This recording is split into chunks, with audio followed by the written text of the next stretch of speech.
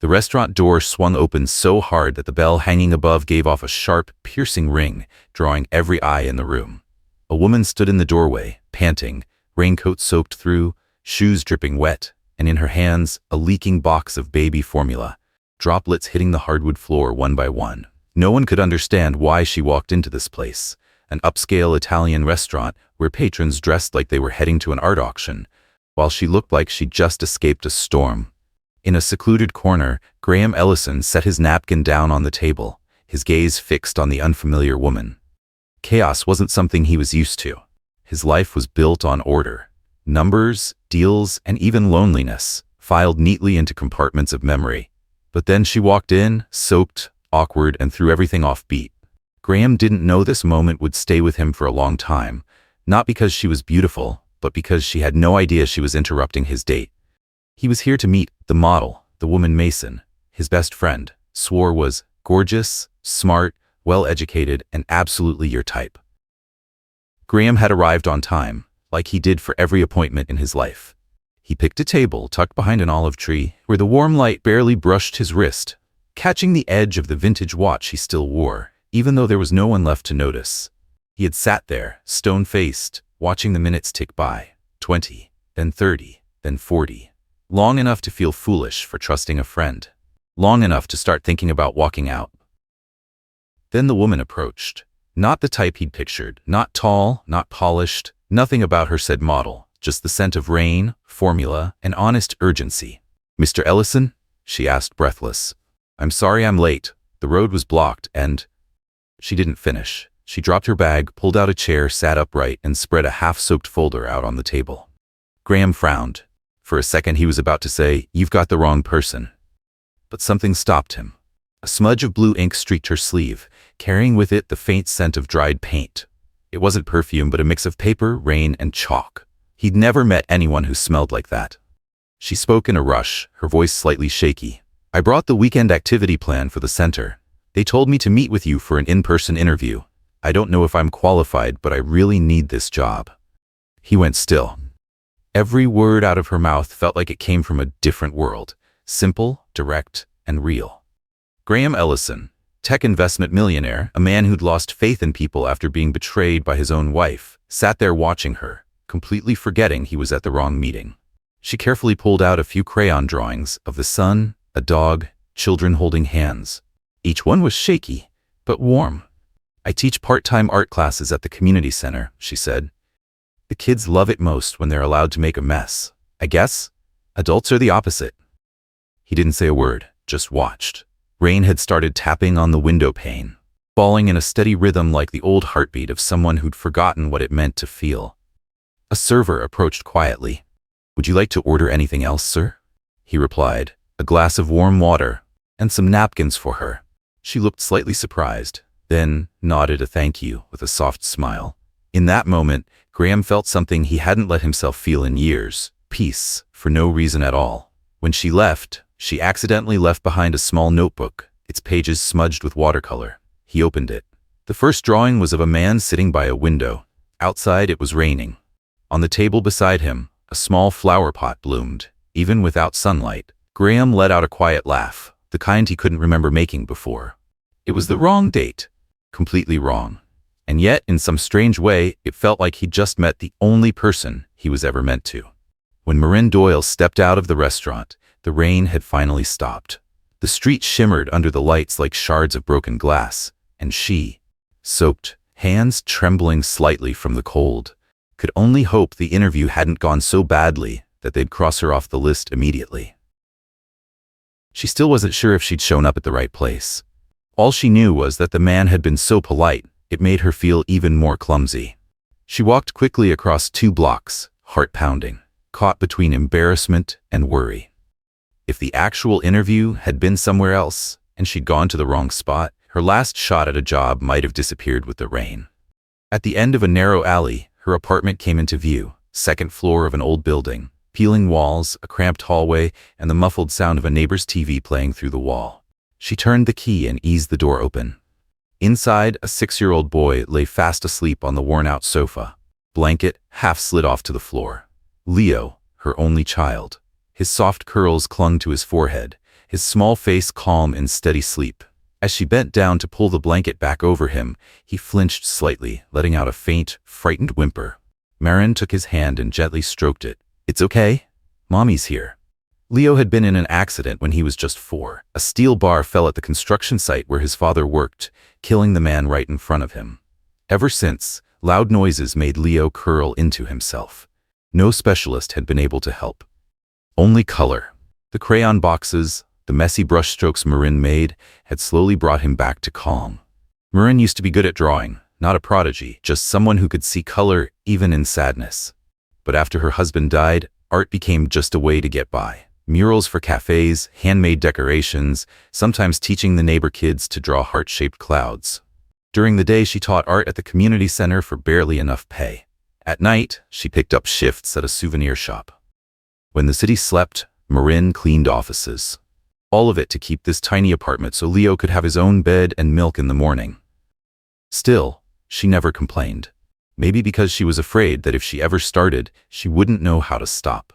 She sat down at the small table by the window, pulled out her notebook to double-check her job application. Only then did she realize her sketchbook was missing. The last page, where she'd taped the half-finished drawing for tomorrow's class, was gone. "Oh no," she whispered, heart skipping a beat. That notebook held everything: her work plans, designs, and a few quiet sketches for a project she'd once dreamed of. Starting an art therapy class for children afraid of loud sounds. She had never told anyone about it, afraid they'd laugh. She rested her head on the table, eyes shut, trying to calm herself. Outside, the wind carried the damp scent of the rain just past. Inside the tiny apartment, only Leo's breathing and the soft sound of a pencil rolling to the floor filled the silence.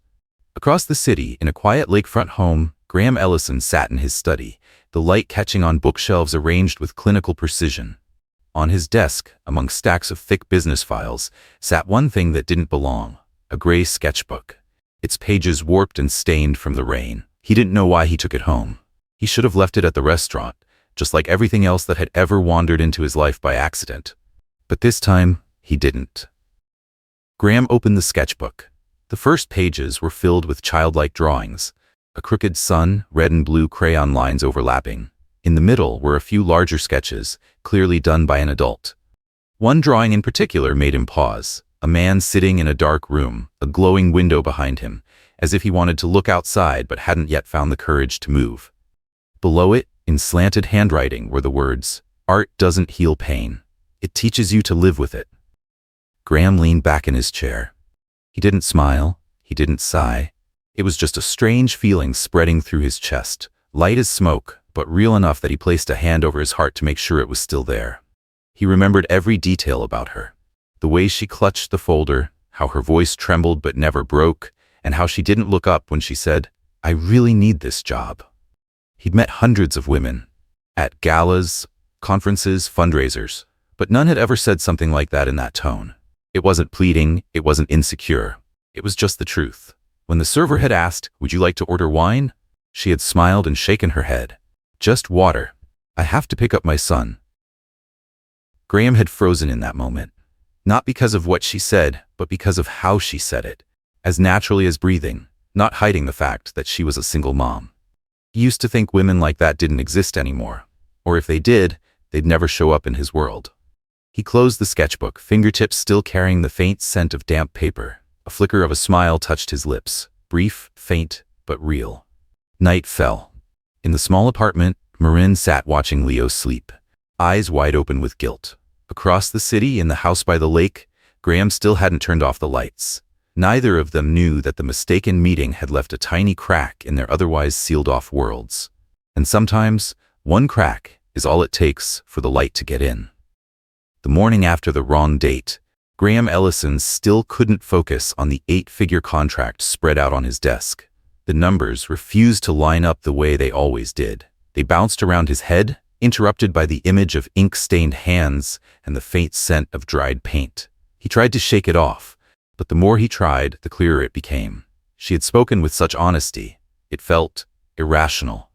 A man like him, someone who'd kept his world locked tight for years, suddenly curious about a woman who sat at the wrong table. It made him feel ridiculous. Graham leaned back in his chair and loosened his collar. "Harriet," he said quietly, His assistant, Harriet Lang, a woman in her 30s with thin-framed glasses and a posture that never wavered, stepped in, iPad in hand. "What do you need, Mr. Ellison?" He hesitated, then spoke slowly, like testing the words on his own tongue. "I want you to find some information on someone. Her name is Marin Doyle." Harriet raised an eyebrow. "A new client?" Graham shook his head. "No, I just want to know if she's real." His voice was rough, almost a confession. Harriet didn't ask further. She knew Graham wasn't the kind to share. But she also knew that if he asked about someone, that person had cracked something in the iron wall he'd spent years building around himself. By late afternoon, the summary was on his desk. Neat, precise, just like every other report. Marin Doyle, 33 years old, originally from a northern suburb, single mother. Son, Leo, age 6. Husband died in a workplace accident 3 years ago. Currently employed at Eastwood Community Center, teaches art and coordinates children's activities. No criminal record, no debt, no scandals. Additional notes: lives modestly, low income, sells handmade crafts online occasionally. Graham read the report, then folded the page. There was nothing remarkable, no mystery to unravel. And yet, it was that very normalcy that struck him as unusual. He glanced out the large window, where the lake caught the last gold of the evening sun. A thought drifted through his mind, light as the breeze, but persistent. If she really was fighting to keep that class going, a single phone call from him could change her entire world. But Graham Ellison had never liked people knowing when he helped. He was too used to others only drawing near when they needed something. That night, he wrote a short letter, unsigned.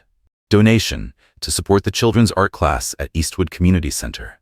Someone who believes in color more than numbers. He sent the envelope through a charitable intermediary. That was it. No explanation. No name. No trace left behind. A week later, Marin could hardly believe it when the center's director told her they had a new sponsor for the art class. She stood frozen, gripping the confirmation letter with trembling hands. I don't know who would do this." The manager gave a gentle smile. "Sometimes kindness doesn't come with an explanation." Marin turned away, trying to hide the tear that had slipped out. It was the first time in years she felt like the world wasn't completely against her. 3 days later, Graham showed up at the center's small art exhibition. He didn't register, didn't give his name. He just stood quietly in the crowd near the back of the brightly lit room, hands in the pockets of his gray coat. The room was decorated with children's drawings, messy, vibrant pictures of rainbows, houses, wind, and the kinds of things only kids are brave enough to put on paper. In the middle of the room, Marin was kneeling next to a low table, helping a group of kids mix paint. Her sleeves were rolled up, her wrists smudged with color. Her hair was tied back loosely, falling against her neck. Her eyes were bright, as if every trace of exhaustion had been tucked away behind a smile meant just for the kids. "Miss Marin told me to draw what I'm scared of," a little boy said loudly, holding up his picture. Graham tilted his head slightly. The boy had large brown eyes and a face that felt strangely familiar. His drawing showed a broken staircase with a black void underneath. "I'm scared I'll fall like my dad," the boy said softly. Marin walked over and gently placed a hand on his shoulder. She didn't say anything, just nodded and gave him a smile, a quiet, steady smile that was enough for the boy to pick up his crayon again and start adding yellow to the corner of the page. Graham felt his chest tighten. He had never handled stories like that well. Losses, spoken with such honesty, they made him feel raw. Because deep down, he knew that kind of pain. He just never dared admit it. He left the room as the children's laughter echoed behind him, but his hands were still trembling slightly.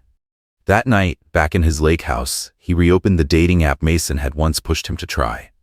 On the screen, the half-finished conversation with the model from weeks ago was still sitting there. Graham typed a few words, paused, then finished. "I think we met the wrong person, but found the right story." A few minutes later, a reply popped up. "Sorry, I'm in Paris now. Good luck."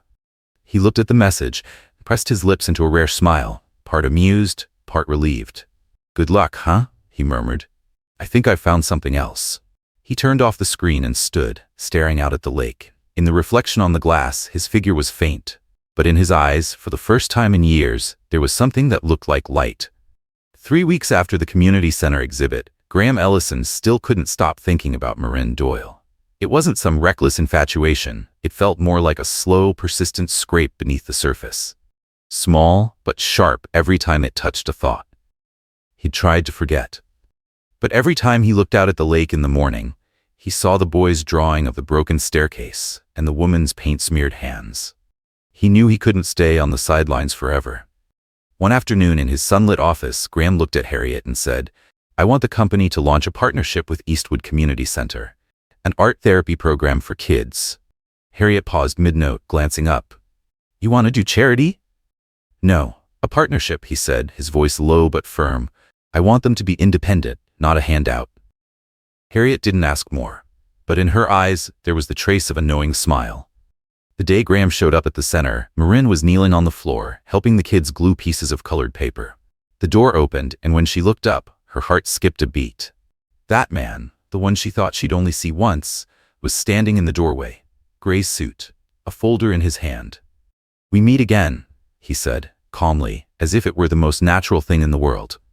Marin stood up quickly, awkwardly wiping her hands on her apron. "I didn't think you'd even remember me." "Hard to forget someone who made me rewrite a month's worth of plans," he replied. A flicker of a smile crossed his face, so brief it was almost invisible. He laid it out clearly. His company wanted to support expanding the class, provide supplies, no strings attached. Marin looked at him closely, doubt flickering in her eyes. "Thank you, but why me? There are hundreds of centers more in need." Graham leaned on the table slightly. "Because you're the only one I trust not to take advantage of it." The words made Marin freeze. There was something undeniably real in his voice, but she still couldn't let herself believe it. Men like him, wealthy, powerful, they never did anything without a reason. She nodded, cautiously, reluctantly agreeing to a trial partnership. The first meeting was held in Graham's office. Marin arrived early, wearing a simple pale blue dress, her hair tied back neatly. She sat quietly, avoiding the curious glances from people around the company. Harriet greeted her with a polite smile, while Sylvie, the sharp-tongued PR director rumored to have once been close to Graham, entered on clicking heels that struck the floor with precision. "Miss Doyle," Sylvie said sweetly, her tone wrapped in velvet but edged with steel. "I've heard so much about you. It's truly touching to see Mr. Ellison take such a deep interest in arts education." The words seemed harmless, but the glance Sylvie cast, scanning Marin from head to toe, told a different story. Marin smiled faintly and said nothing. Throughout the meeting, Graham stayed focused on the proposal, seemingly oblivious to the tension between the two women. But Sylvie didn't waste a moment. She kept emphasizing Mr. Ellison's personal involvement, his unusual level of interest in this project, framing it all in a way that made Marin feel like she was being studied under a microscope. By the time the meeting ended, Marin only wanted one thing: to get out of there as fast as possible. 2 days later, the rumors began. A few employees whispered, "That art teacher's just using Graham to level up her life."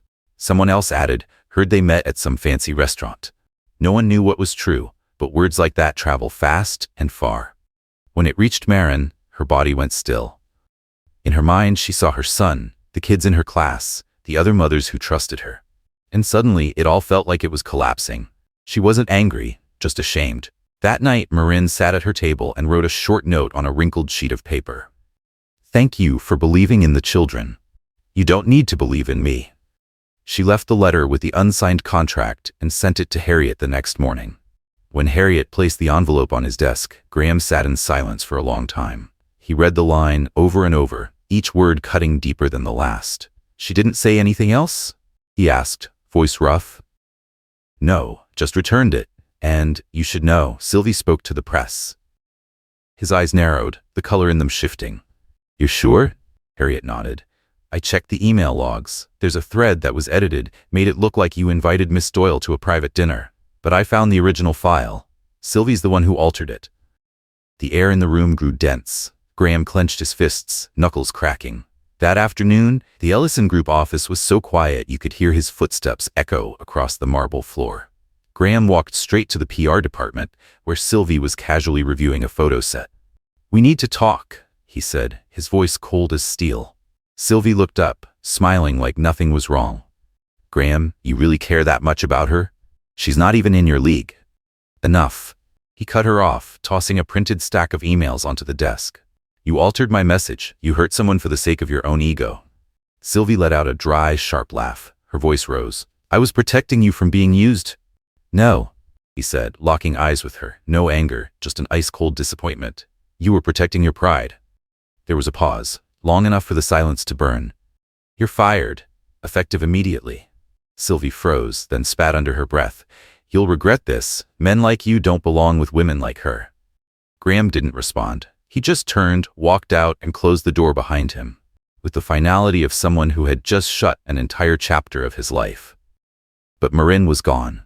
Her phone was disconnected. The center said she'd taken a temporary leave for family reasons. Graham drove to the community center on a rainy afternoon. The classroom was empty, but the faint scent of watercolor still lingered in the air.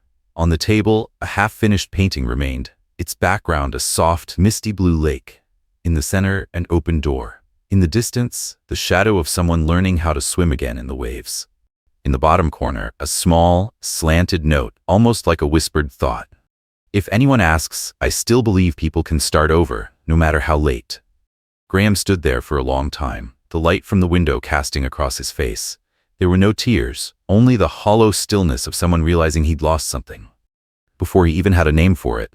Rain kept falling as Graham Ellison drove away from the community center. Heavy drops pounded the windshield, the wipers working endlessly, but never catching up. He drove without thinking, guided only by the sharp certainty that this, whatever this was, couldn't end with a painting and a single quiet line of text. The wipers beat in rhythm, like his pulse, unsteady, fast, unsure. Streetlights streaked across the glass in long, blurred lines. He passed block after block, each more unfamiliar than the last, even though he had funded half the buildings in this part of the city. Right now, all he had was an emptiness that scared him. He pulled up in front of Marin Doyle's old apartment building. The rain hadn't let up. Water pooled on the steps. The windows were dark. He climbed the slick stairs and knocked on the door of Unit 203, the address Harriet had dug up from the old records. An elderly woman opened it, wrapped in a wool scarf, eyebrows lifting in surprise. Sorry to bother you, Graham said gently. Do you know where I can find Marin Doyle?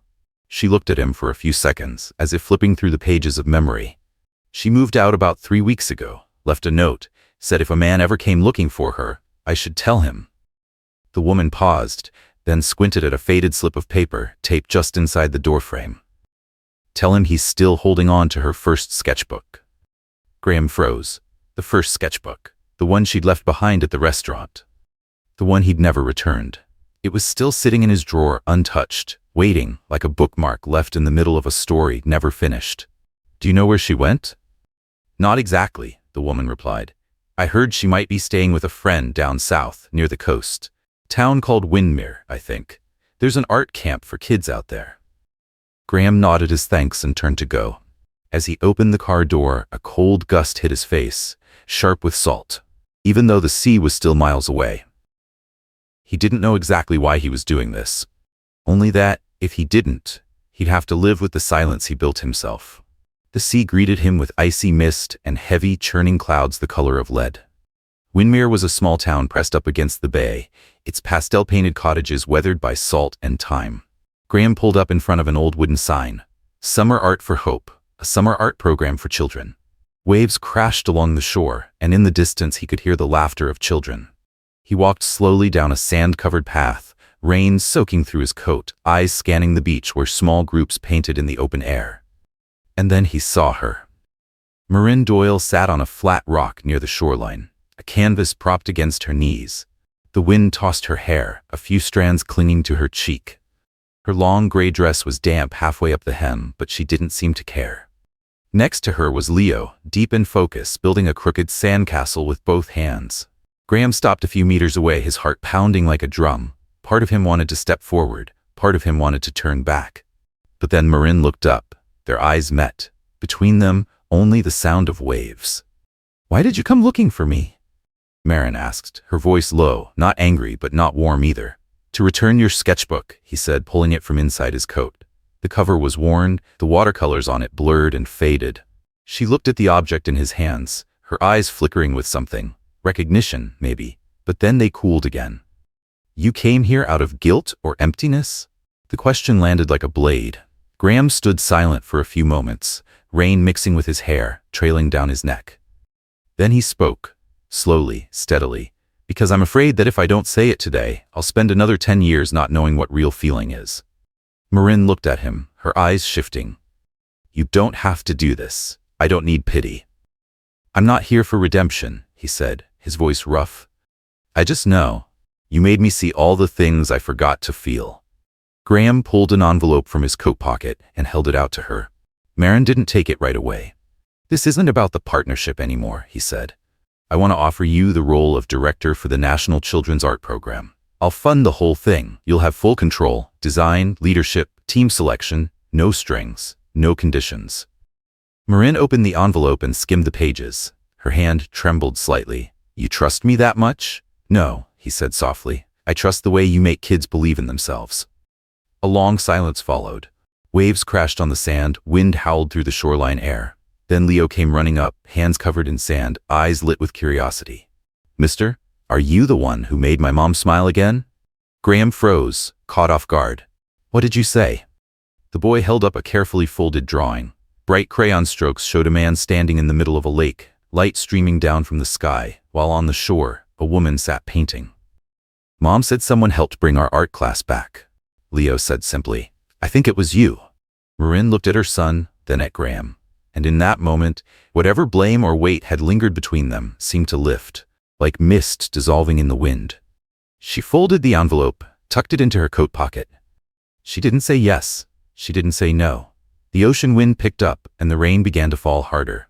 The three of them stood there, on the cold shoreline, in the sound of waves and salt air, not speaking, but no longer strangers. Marin bent down to help Leo retrieve his plastic shovel. Graham quietly opened his umbrella and held it over them both. For the first time, he didn't feel like an outsider in the picture in front of him. There, on the rainy coast of Windmere, his search finally had a shape. Not to find the woman who had walked away, but to find the part of himself he thought was gone. 6 months had passed since that rainy day in Windmere. Today, the city sky was clear, like glass freshly wiped clean after a long storm. On a quiet street, a new sign hung above the door of a pale red brick building. The Bridge Atelier where art begins again. Founder, Marin Doyle. Benefactor, anonymous. No one knew the anonymous donor was standing at the back of the room, wearing a simple sweater, eyes fixed on every detail as if trying to memorize them forever. Graham Ellison was no longer the cold-eyed businessman from magazine covers. He was just a quiet man who occasionally nodded when Leo ran past, waving with a beaming smile.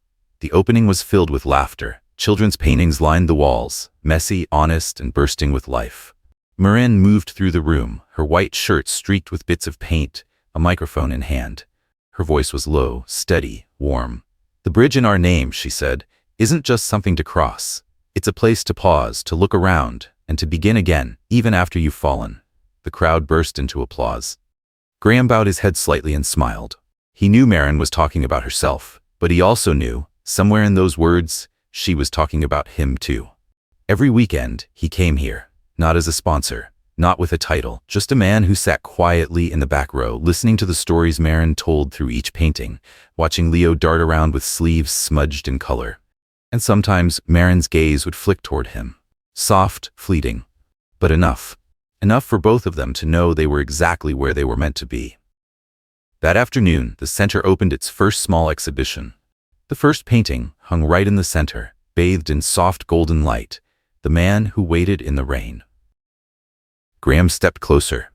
On the canvas was a man standing in the rain, holding an umbrella slightly tilted over a woman and a laughing child. At their feet, a puddle reflected the faint trace of a rainbow. The room fell quiet as Marin stepped forward.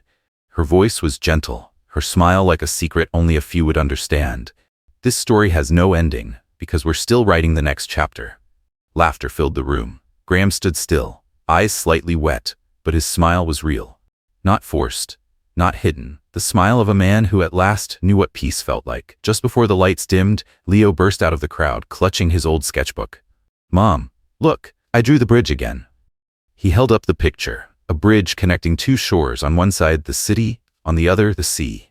In the middle, 3 people holding hands. Marin knelt down and wrapped her arms around him, while Graham watched the scene from a quiet distance. No declarations, no grand finale.